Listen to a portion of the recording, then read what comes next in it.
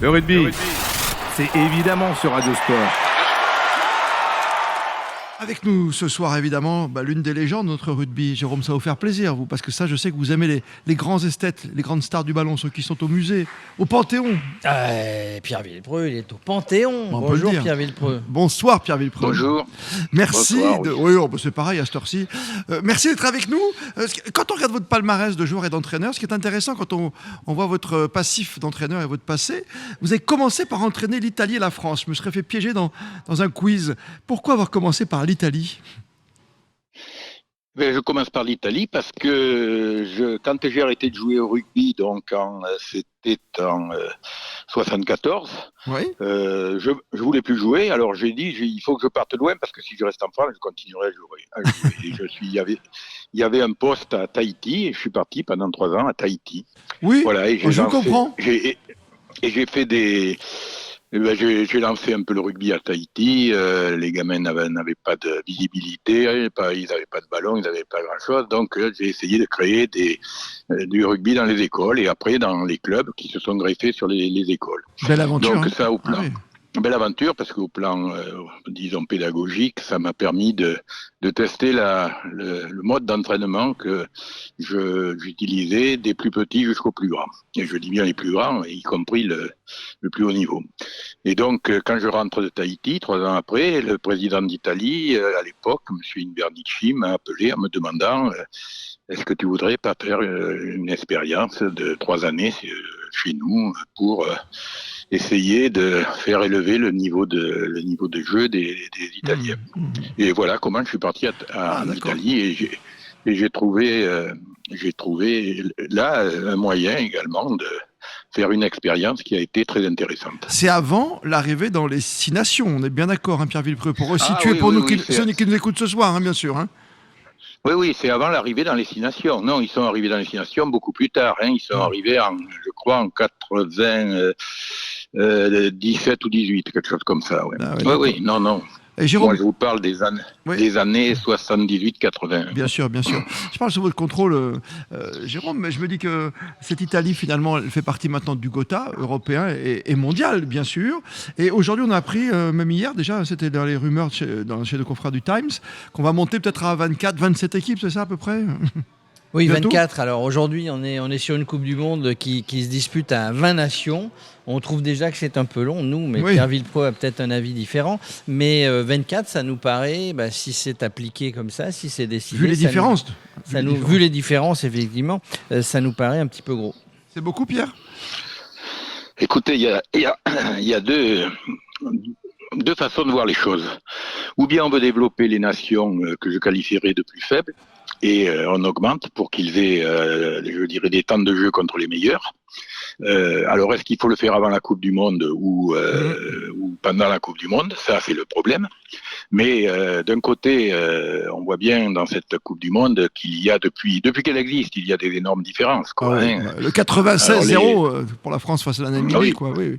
Oui, le 96-0, 74, 82 pour les Irlandais, contre 71 la Nouvelle-Zélande, ouais. Tout ça fait qu'il y a une différence. Même si ces nations, quand elles se rencontrent entre elles, elles sont très agréables à voir jouer. Hein. Elles jouent un très bon rugby. Hein. Moi, Portugal contre l'Uruguay, contre les Gallois, bon, c'était bien. Hein. Il y a eu de bons matchs.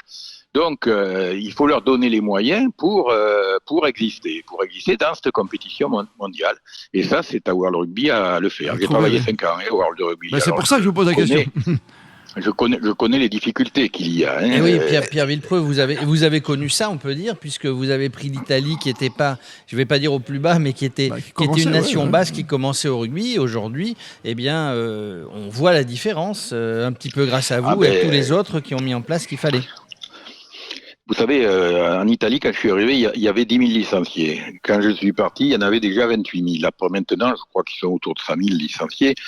Et bon, et les différents entraîneurs qui se sont succédés, en tout cas les Français que je connaissais, qui sont allés là-bas, ont fait du bon boulot. Ouais. Il y a eu Fourcade, il y a eu Berbizier, il y a eu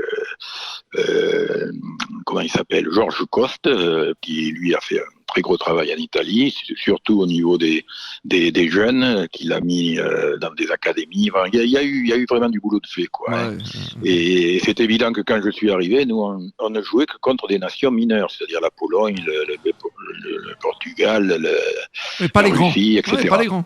Mais pas les grands. Et moi je les ai amenés en Nouvelle-Zélande pour jouer contre les Néo-Zélandais. Ouais. Je les ai fait jouer. On a joué un match contre la Nouvelle-Zélande en Italie. Je les ai fait goûter à ce haut niveau, et je crois qu'ils ont eu envie d'aller un peu plus loin, bien sûr. Alors justement, ce vendredi soir, est-ce que cette équipe d'Italie 2023 peut aller dérégler la machine All Black et ensuite nous embêter, nous, pour la qualif, pour les quarts de finale? Votre sentiment, Pierre Villepreux? Sincèrement, si la Nouvelle-Zélande joue à son niveau, je pense que la Nouvelle-Zélande gagnera. Hein. Ça ne pose... Maintenant, les Italiens, je les connais, ils vont tout mettre pour essayer d'enrayer la machine des Blacks. Contre la France, c'est toujours un défi. Hein. Les latins français, les voisins français, il y a un petit peu plus de motivation peut-être que contre les autres. Et ça fait à ce jour un match difficile. Donc on va voir. Hein. On va voir. Mais je pense également que je dirais la puissance française finira par s'imposer. La puissance et le talent des Français finiront par s'imposer. Vous savez, je vais voir ce match, moi, Italie-Nouvelle-Zélande. Parce que je sais, on va vous laisser après, vous inquiétez pas, on vous laisse le temps d'y aller. Hein. Le président italien m'a invité, voilà. Je suis toujours le bienvenu avec les Italiens, ça c'est sûr. Ça c'est bien. Ça, et c'est parce bien. que vous leur avez tant donné, on imagine que les Italiens, ils vont tout donner contre la Nouvelle-Zélande, et ils vont donner Et encore plus tout pour la France, tu entends. contre la France. Donc là, ils vont être à fond sur deux matchs. Oui, ils vont être à fond sur deux matchs. Maintenant, est-ce qu'ils sont à même, dans une compétition aussi longue, de tenir physiquement ça, je sais pas. Bon, il faudrait savoir comment ils ont été préparés, voilà. Mais c'est sûr qu'ils fassent le maximum pour faire un très bon résultat, ça c'est sûr. Pierre Villepreux, avant de vous libérer, parce que je sais que le match est important pour vous, on le comprend ce soir, merci d'avoir pris un petit peu de temps. Juste avant la rencontre, Nouvelle-Zélande, ce vendredi soir, face à l'Italie. Vous avez un passé de joueur extraordinaire, en numéro 15, en arrière. L'équipe d'Italie notamment, et puis l'équipe de France. Cette équipe de France qui va retrouver tonton Dupont, Antoine Dupont, dimanche. C'est bien sérieux de le faire jouer rapidement, il ne jouera pas contre l'Italie. C'est bien sérieux, il faut faire attention. Écoutez, moi, je ne souhaite pas me prononcer là-dessus parce que je crois qu'il y a un corps médical très pertinent, très solide qui a fait l'opération. C'est à eux à prendre les décisions. Hein. S'il pense qu'il peut jouer, il faut le faire jouer. S'il pense qu'il peut pas, il faut pas le faire jouer. Et puis bon, ça reste un collectif, l'équipe de France. Les autres joueurs ne sont pas si mal que ça, bien au contraire. Donc, non, mais quand on a perdu une Tamac et on perd Dupont, ça fait beaucoup. Ouais, d'accord, mais il faut pas diaboliser ça quand même. Hein. Je pense pas. Oui, on reconnaît bien la sagesse de Pierre Villepreux. Il y a toujours 15 joueurs contre 15. Hein. Parce qu'il avait le numéro 15, c'est pour ça. Il avait peur qu'on l'oublie. C'est pas parce qu'il n'y a pas Dupont. Alors le 1 premier, la France le 2, ne sera le 15. pas performante. Oui, on va être performant, mais c'est vrai que toute la France en parle, Pierre.